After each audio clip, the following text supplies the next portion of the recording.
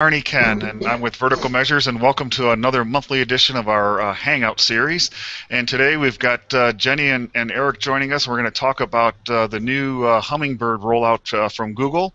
And I thought what I'd do is give Eric and Jen a quick chance to introduce themselves. Eric?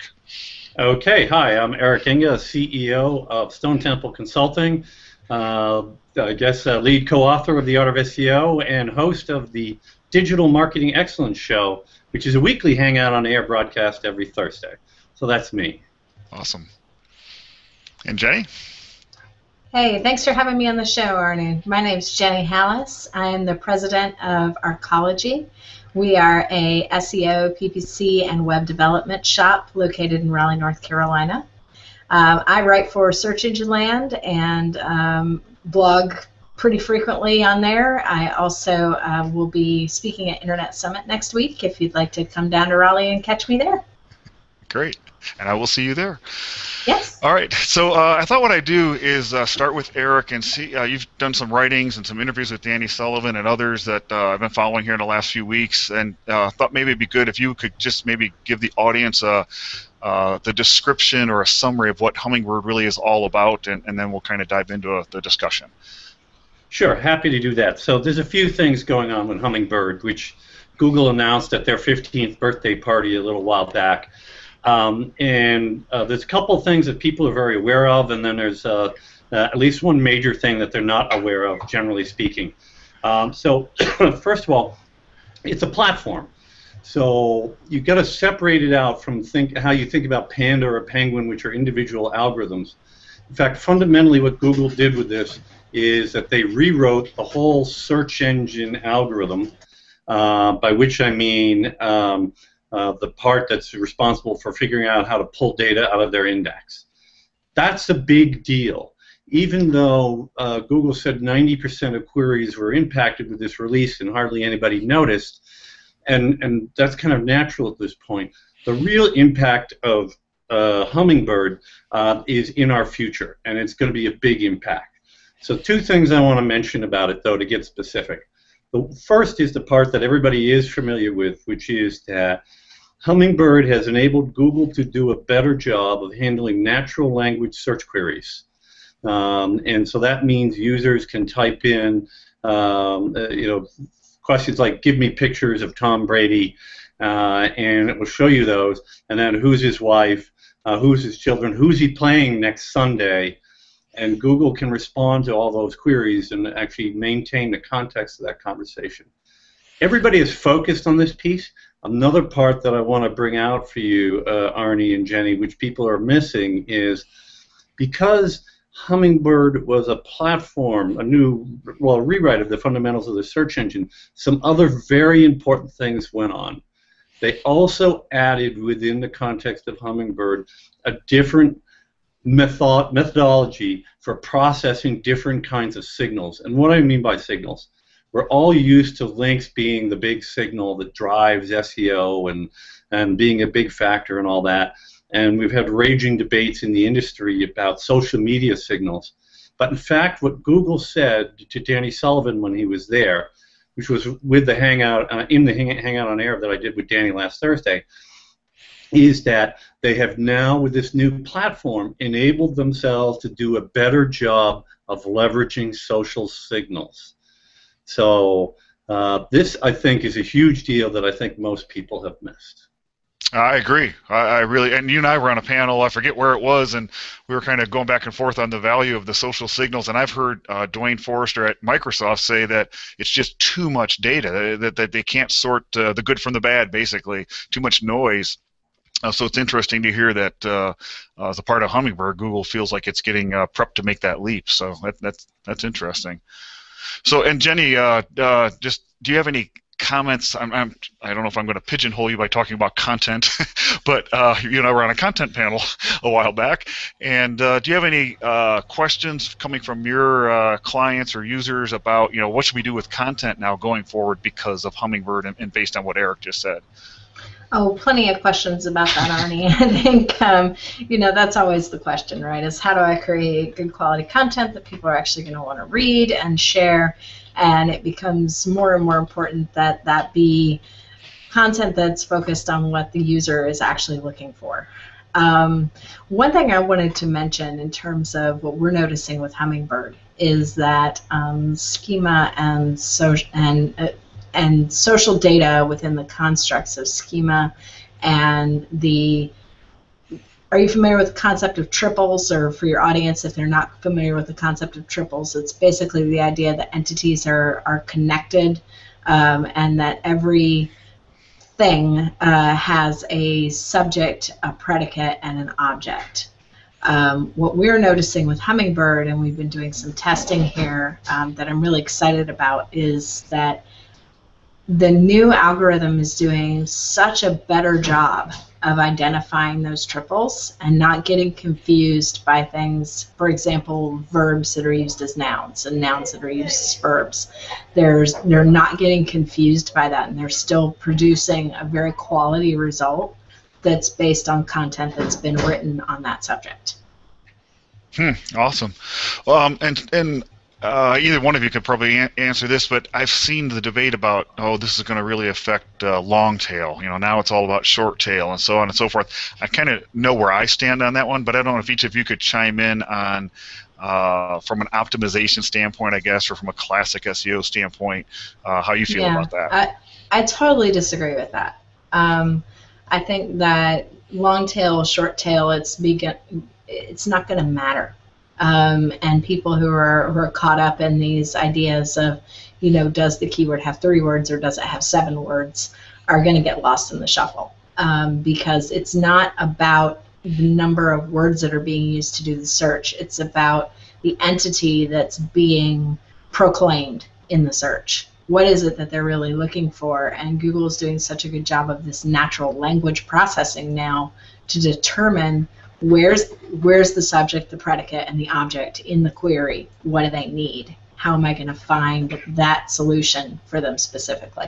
Yeah, great. Yeah, so from my perspective, no, I also disagree, not with Jenny, but with the premise. I mean, look, at the end of the day, if you were to think of Hummingbird as transforming queries, and I'm not sure that's the right way to think about it, but if you were to think about it that way, sometimes understanding a user's intent would cause you to make a query more complicated, not less so, and vice versa.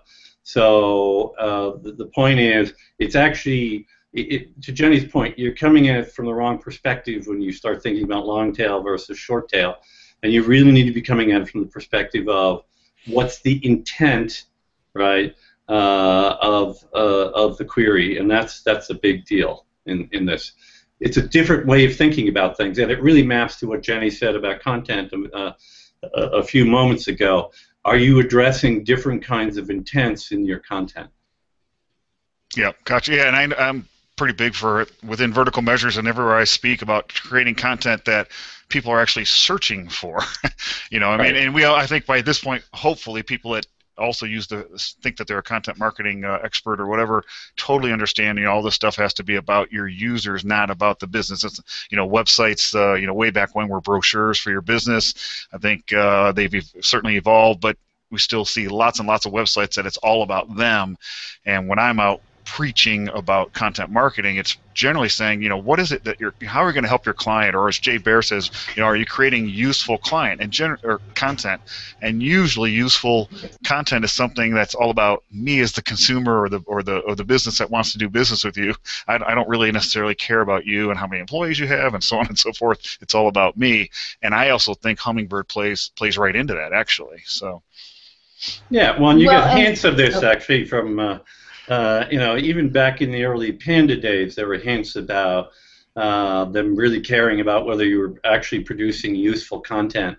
And I mean, Panda is just an individual algorithm, but I'm just saying that this notion of them getting focused on that has been around for a long time. Right. Yep. And Jenny? Well, when you think about the predictive modeling that we're adding too, traditionally long-tail searches have been the kinds of searches that add additional information to the query. Not necessarily, it's not necessarily a longer query. They're just saying, okay, I want, dog collars in Sacramento, California. They're looking for that longer positional type of information that the search engines can now capture and have been able for some time to capture in the person's actual personalization metrics, the things that you already know about the searcher. Yeah. Well, and I'm going to switch back to Eric, and I didn't think this was really going to be, we'd spend too much time on this, but maybe one of the final things we could talk about wrapped around Hummingbird, unless you each of you have a comment you'd like to add, but it's around the social media side of it. I have so far not been a huge believer or proponent of, oh my gosh, it's all about social media to show up in Google search results. Obviously, Eric, you feel, based on one of your early on statements about the future of Hummingbird, that might actually become a significant factor. So you want to address that? Sure. I do think it will become a factor. And first of all, in terms of the history, I also did publish that study 6 weeks ago, which basically we attempted to measure whether Google Plus shared links, in fact, created rankings changes. And the conclusion we drew was not that we could detect. But the thing that really got people going on all this is that a shared link in Google+, particularly when you use the little link button, which is kind of down at the bottom of a share box, does pass PageRank. And Google has sculpted this, and they've done that for a reason. But I think our destiny is that social signals are going to matter. But now the question is, how will they use them? And I'm actually just about to publish an article on Search Engine Land about this. My next column on Search Engine Land will cover this. I don't think it's going to be, we take the link algorithm here and the social algorithm here, and you add them together and they act like the same kind of vote. I don't think it can work that way. There's a lot of reasons for this, but one of the most important ones is that the energy that it takes and the commitment behind doing a social share or hitting a +1 button is entirely different than what's involved in putting up a link on a website. And the behavior pattern, and I've heard this from people at both Bing and Google, of people who do these things is fundamentally different. It's more of a social context. It's not that it doesn't have value, but I think it has to have value based on definitely somewhat more complicated thought process about, okay, someone shares a piece of content, how many people reshared that, commented on it, and +1 on it, and who were they, and what do the ripples look like, and is that also supported by incoming links, real-world links? And maybe those social signals, and I'm totally in speculation mode here, are acting as a scalar to real-world links rather than a standalone signal. Or it might be that social signals impact certain kinds of ranking that links don't impact, and vice versa. I don't think we know yet, but I'm really confident that it won't just be links plus social signals driving the same point in the Google algorithm. Yeah. So that's my quick take. Well, and plus, go ahead, Jenny. I just want to add to that since the beginning, people have talked about Google Plus as not as much a social network as it is. Hold on.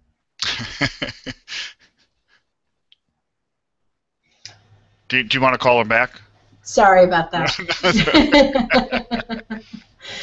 Well, people, this is exactly what I'm talking about, right? Is that Google has been using it not as a social network, but as an identity verification network. Sure. And they're verifying identities of people through profiles and companies and entities through pages. And to me, that makes absolutely perfect sense that they would continue to pass PageRank through these verified identities. But I think where it's going to get really complicated is when they start to add in all these other networks that we have. And beyond just Facebook and Twitter and Instagram, into all of these little niche networks that are, focused on a particular industry or a particular vertical where there's a lot of verification happening. Something like Real Self, for example, for physicians. There are these networks that indicate a lot of validity and verification that Google, I'm sure, wants to be able to use when they're determining what value to associate with somebody, with a content writer. Yeah.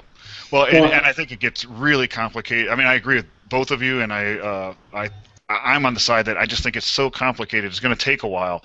For example, there are just many pieces of content that any of us might consume that we're not going to share, no matter what. I mean, it could be that you're looking for a DUI attorney, right? I mean, there's just industries and the doctors, right? You might not want to necessarily share anything that came from your doctor. Excuse me a second, Arnie. I have to +1 this hemorrhoid site. Hang on. Exactly. Come back. Exactly. Okay. That's my point in 5 words, right?